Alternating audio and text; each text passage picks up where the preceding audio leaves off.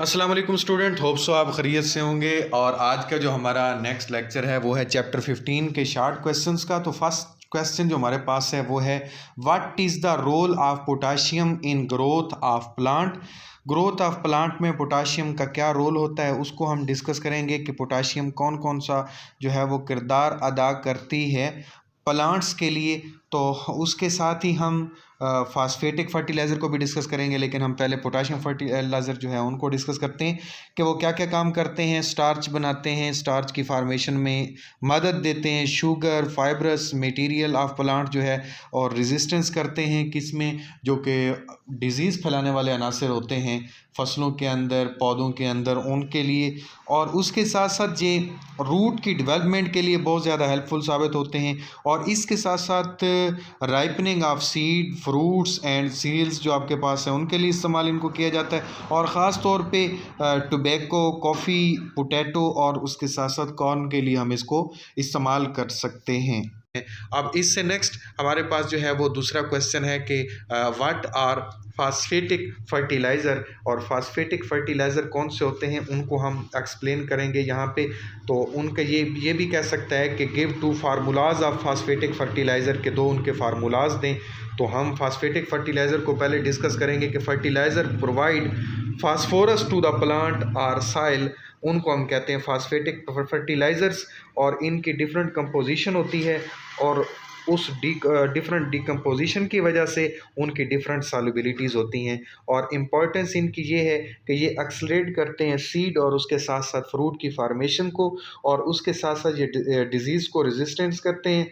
और इसकी जो फार्मूलाज अगर वो पूछे तो आपने लिखना है कैल्शियम सुपर फास्फेट, जो कि Ca/H2 और PO4 इंटू ट्वाइस। तो ये एक फार्मूला है। और दूसरा फार्मूला है di ammonium phosphate NH4 twice HPO4। तो ये दोनों फार्मूलाज भी वो आपसे पूछ सकता है, आप इसको ज़रूर डिस्कस करेंगे। नेक्स्ट आपके पास है जी क्वेश्चन नंबर 3। क्वेश्चन नंबर 3 में आप कहते हैं what do you mean by prilling of urea. Urea की प्रीलिंग के बारे में आप क्या जानते हैं। तो प्रीलिंग आपको मैंने बताया था, लेक्चर में भी बताता हूं, और वैसे आप भी बता रहा हूं कि एक टावर होता है प्रीलिंग टावर, उसके लिए हम यूज़ करते हैं, वो हम यूज़ करते हैं for the prilling of the urea. और हम मोल्टन यूरिया को जो है वो स्प्रे करते हैं प्रीलिंग टावर से, और वहाँ पे से क्या करते हैं, वो नीचे की तरफ आता है और हम उसको एयर प्रोवाइड करते हैं अपवर्ड की डायरेक्शन में, वहाँ पे अपवर्ड डायरेक्शन में एयर प्रोवाइड करते हैं। और जो मोल्टन ड्रॉपलेट जो होते हैं वो सॉलिडिफाई हो जाते हैं, और सॉलिडिफाई होने के बाद वो क्या करते हैं जी, वो आपको इनकी नज़र के अंदर आते हैं, प्रिल्स की तरह नज़र आते हैं। और आप कहते हैं कि ये जो प्रोसेस हुआ है ये कौन सा है, प्रिलिंग का प्रोसेस हो। उसके बाद आप उसको क्या कर लेते हैं जी, स्टोर कर लेते हैं। अब नेक्स्ट देखिए कि हमारे पास नेक्स्ट क्वेश्चन कौन सा है, draw the flow sheet diagram for the manufacture of urea.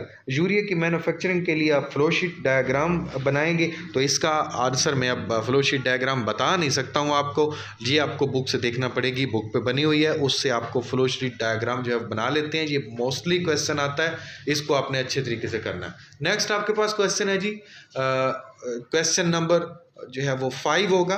Question number 5 है why nitrogen is necessary for plant. Nitrogen plants के लिए जो है वो नेसेसरी क्यों है, उसकी क्या रीज़न है। तो नाइट्रोजन प्लांट्स के लिए इस वजह से नेसेसरी होता है क्योंकि ये मोस्टली जो हमारे पास है जो न्यूट्रिएंट्स प्रोवाइड करता है। और नाइट्रोजनस जो फर्टिलाइज़र्स होते हैं ये प्लांट्स के अंदर उसकी बेसिकली जो अर्ली स्टेजेस होती हैं वहाँ पे इसकी रिक्वायरमेंट को पूरा करते हैं, डेवलपमेंट ऑफ स्टेम्स के लिए लीव के लिए, और उसके साथ साथ ग्रीन कलर जो उसका होता है लीव्स का, उसके लिए भी नाइट्रोजन यूटिलाइज होता है। और ये इन्हेंस करता है यील्ड और क्वालिटी ऑफ द प्लांट को। तो इसके लिए नाइट्रोजनस फर्टिलाइज़र यूज़ किए जाते हैं, जैसे कि अमोनियम सल्फेट है, कैल्शियम साइनामाइड है, और उसके साथ साथ कैल्शियम अमोनियम नाइट्रेट है, अमोनियम नाइट्रेट है। तो ये सिंपल हम जो फर्टिलाइज़र है ये यूज़ करके नाइट्रोजन की डेफिशिएंसी को क्या करते हैं, पूरा करते हैं। नेक्स्ट आपके पास क्वेश्चन है व्हाट आर एसेंशियल न्यूट्रिएंट्स, कि कौन से ऐसे न्यूट्रिएंट्स होते हैं जो कि एसेंशियल होते हैं। एसेंशियल का मतलब होता है जी कि नेसेसरी, कौन कौन से नेसेसरी जो आपके पास न्यूट्रिएंट्स हैं जो कि प्लांट्स के लिए बहुत ज़्यादा नेसेसरी होते हैं। इस क्वेश्चन को हम एक और स्टेटमेंट के साथ भी दे सकते हैं, आ सकता है हमारे पास कि why are they needed for the plant growth, ये साथ में इसकी एक्सटेंशन भी आ सकती है। तो आपने देखना है कि नाइट्रोजन जो एसेंशियल न्यूट्रिएंट्स होते हैं हमारे पास वो क्यों चाहिए होते हैं और इसकी रीज़न क्या होती है। तो आप एक खूबसूरत स्टेटमेंट के साथ इस क्वेश्चन को लिख सकते हैं कि the nutrients which are essentially required by the plant, जो कि बहुत लाजमी होते हैं प्लांट के, उनको एसेंशियल न्यूट्रिएंट्स कहते हैं। जैसा कि नाइट्रोजन है, फास्फोरस है, पोटाशियम है, ये एसेंशियल एलिमेंट्स हैं फॉर द प्लांट्स और ये प्लांट के लिए चाहिए होते हैं उनकी प्रॉपर ग्रोथ के लिए, उनकी डेफिशिएंसीज़ को पूरा करने के लिए। अगर इनकी डेफिशिएंसी हो जाए तो प्लांट की ग्रोथ अच्छे से नहीं हो पाती। और इसके साथ ही हमारा जो नेक्स्ट क्वेश्चन है वो है जी question number 7, what are fertilisers, why are they needed. हमारे पास ये डेफिनेशन होती है कि फर्टिलाइज़र, पहली बात तो ये कि होते क्या हैं और उसके साथ साथ वो पूछता है कि वाई आर दे नीडेड, इनकी ज़रूरत क्यों होती है, ये क्यों जो है वो यूज़ किए जाते हैं। तो पहले आप जो है वो फर्टिलाइज़र्स के बारे में बताएंगे कि fertiliser are the substances added to the soil to make up deficiency of essential elements like nitrogen है, फास्फोरस है, पोटाशियम है, जो कि प्लांट्स के लिए रिक्वायर होता है। और फिर फर्टिलाइज़र क्यों ज़रूरी होते हैं, एसेंशियल क्यों होते हैं, क्योंकि अब हमारे पास जो नेचुरल जो फर्टिलिटी थी सॉइल की, उसको तो हम आहिस्ता आहिस्ता से ख़त्म किए जा रहे हैं। और पहले जो है वो चाइनीज़ ने जो स्टार्ट किया था काम कि वो गोबर डालते थे किसान देहातों में, अब वो भी चीज़ ख़त्म होती जा रही है। तो उसकी जगह पे हमने क्या डालना होता है जी, फर्टिलाइज़र इस्तेमाल करने होते हैं। तो ये एसेंशियल होते हैं for the growth of the plants, और हमारी जो क्रॉप्स होती हैं उनकी यील्ड्स को बढ़ाने के लिए भी हम इनको क्या करते हैं, इस्तेमाल करते हैं। वो कहता है कि नेक्स्ट क्वेश्चन में कहता है differentiate between fertiliser and non fertiliser compound. Fertiliser compound और नॉन फर्टिलाइज़र कंपाउंड में वो कहता है कि फ़र्क बयान करें। तो आप स्टेटमेंट को जिस तरह से लिखेंगे, the compound which contain essential element like nitrogen, phosphorus and potassium, और जब ये सॉइल के अंदर ऐड किए जाते हैं तो यही एलिमेंट जो है वो प्लांट्स के लिए क्या करते हैं जी, फर्टिलाइजिंग कंपाउंड होते हैं।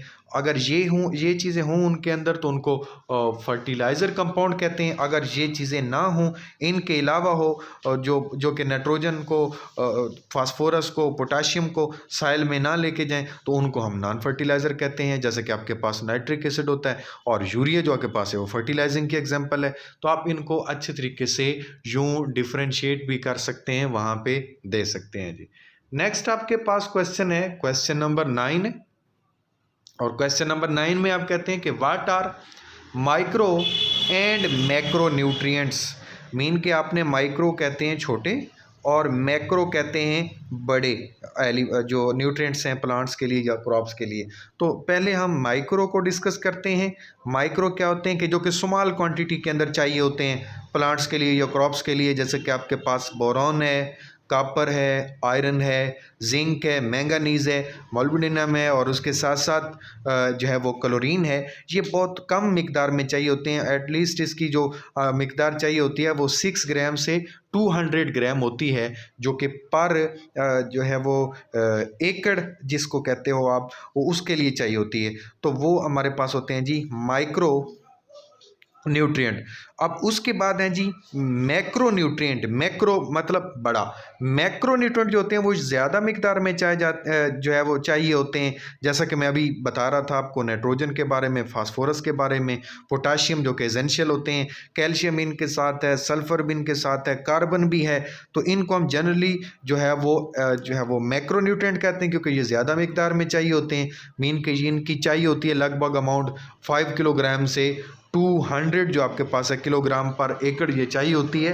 तो इसलिए हम इनको क्या कहते हैं, मैक्रो न्यूट्रिएंट्स कहते हैं। उसके बाद क्वेश्चन हमारे पास है write any 4 qualities of a good fertiliser. Good fertiliser जो हमारे पास होते हैं, मीन के जिनको हम अच्छी खादें गिनते हैं, उनकी कौन कौन सी प्रॉपर्टीज़ होती हैं, कौन कौन सी क्वालिटीज़ होती हैं, उनमें से आपने 4 बतानी है। तो पहली क्वालिटी उनकी ये होनी चाहिए कि वो इंजरियस ना हो। दूसरी आपके पास प्रॉपर्टी ये है कि वो सॉइल की पीएच को चेंज ना करें। तीसरे नंबर पे वो स्टेबल लाजमी तौर पे होने चाहिए, ताकि वो लॉन्गर टाइम के लिए जो है वो ग्रोथ का जो है वो करवा सकें प्लांट्स की। और उसके बाद सबसे एंड पे, क्योंकि आपको पता है कि महंगाई बहुत ज़्यादा बढ़ चुकी है हमारे कंट्री के अंदर, तो हम सस्ती चीज़ें चीज़ें भी ज़्यादा प्रेफर करते हैं, तो सबसे ज़्यादा जो है वो चीप भी होने चाहिए, उनकी जो है वो कीमत भी कम होनी चाहिए। माशाल्लाह वैसे आपस की बात है, बड़ी कम कीमतें चल रही हैं, लेकिन हमें तो जो गुड क्वालिटीज़ हैं उनके अंदर गुड क्वालिटी तो बयान करनी पड़ेगी ना। चाहे 14,000 पे चला गया गट्टू, उसका जो खाद का है हमारे पास। बहरहाल छोड़ें इन बातों को, ये हमारे पीटने से कुछ भी नहीं होगा। Right any 4 qualities of a good fertiliser हम कर चुके हैं। इससे नेक्स्ट जो आपके पास क्वेश्चन है वो है how urea is prepared from ammonia. हम यूरिया को अमोनिया से कैसे प्रिपेयर कर सकते हैं? तो इसके लिए आपको रिएक्शन भी लिखना होंगे और थ्योरेटिकल भी इसको लिखना होगा। सबसे पहले आप अमोनिया का रिएक्शन करवाते हैं कार्बन डाइऑक्साइड के साथ, तो जो आपके पास स्ट्रक्चर बन रहा है, जो आप बुक पे देख रहे हैं, इसे बोलते हैं अमोनियम कार्बामेट।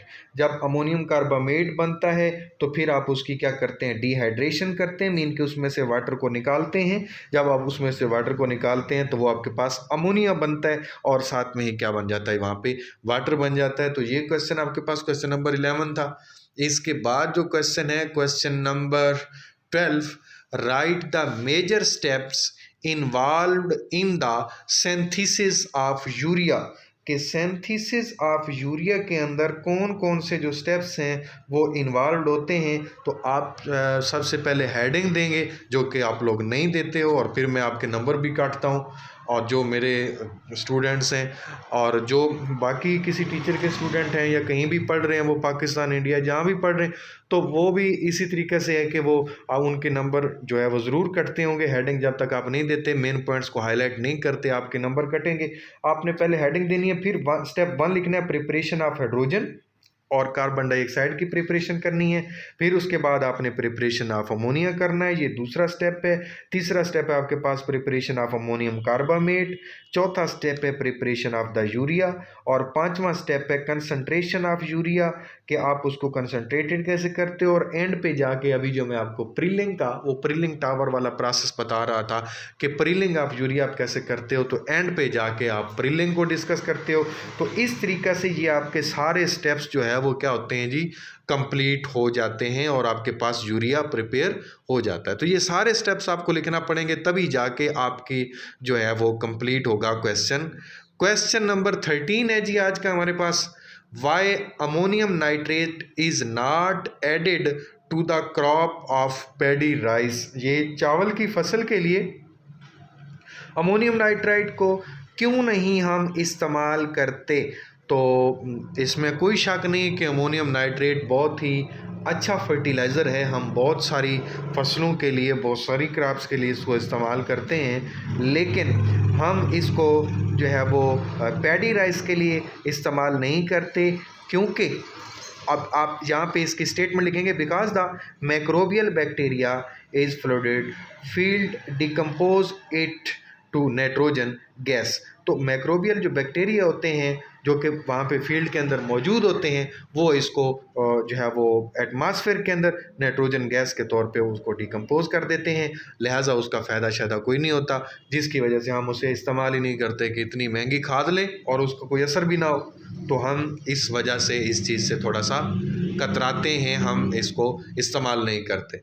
नेक्स्ट हमारे पास है जी क्वेश्चन नंबर 14। क्वेश्चन नंबर 14 में वो पूछता है कि define DAP, di ammonium phosphate. Define DAP, give reaction of the preparation of its preparation. ये थोड़ा सा यहाँ पे मिस प्रिंटिंग है, तो वही जो मैं आपको कल बता रहा था, इसे इग्नोर करें कि define DAP, give reaction of the preparation. के पहले तो ये बताएं कि DAP होती क्या है। तो ये मैंने आपको पहले ही बता दिया कि DAP डाई अमोनियम फास्फेट है, और ये एक बहुत लंबे चौड़े कंटिन्यूस प्रोसेस है, इसको बनाते हैं और फिर हम देखते हैं कि इसकी जो प्रिपरेशन का रिएक्शन है वो कैसा रिएक्शन है और उसमें हम किस तरीके से इसको लेके चलते हैं। तो अमोनिया को आप फास्फोरिक एसिड जो आपके पास होता है उसके साथ ट्रीट करते हैं, तो ये आपके पास बनता है डाई अमोनियम NH4 ट्वाइस और उसके साथ साथ HPO4 phosphate. Di ammonium phosphate इस तरीके से बनता है और इसके साथ ही क्या होता है जी कि हीट जो है वो इवाल्व होती है इस जो है वो रिएक्शन से। तो इस तरीके से आपके पास इसकी प्रिपरेशन जो है वो कंप्लीट होती है। उम्मीद है आज के क्वेश्चन आपको बहुत ही अच्छे लगे होंगे और ये मेरा लास्ट क्वेश्चन था, जिसके बाद अब मैं वीडियो को एंड करने लगा हूँ। जो बच्चे हमारे न्यू चैनल पे आते हैं वो चैनल को सब्सक्राइब लाजमी किया करें, वीडियो को लाइक किया करें, कमेंट भी किया करें, ताकि आप ज़्यादा से ज़्यादा सीख सकें और आप हमें अप्रिशिएट करेंगे, हमें हमारी हौसला अफजाई करेंगे तो हम ज़्यादा से ज़्यादा वीडियोज़ चैनल पर अपलोड करेंगे, आपका ज़्यादा से ज़्यादा फ़ायदा होगा। नेक्स्ट वीडियो तक के लिए इजाज़त दीजिए। अस्सलाम वालेकुम व रहमतुल्लाहि व बरकातुहू।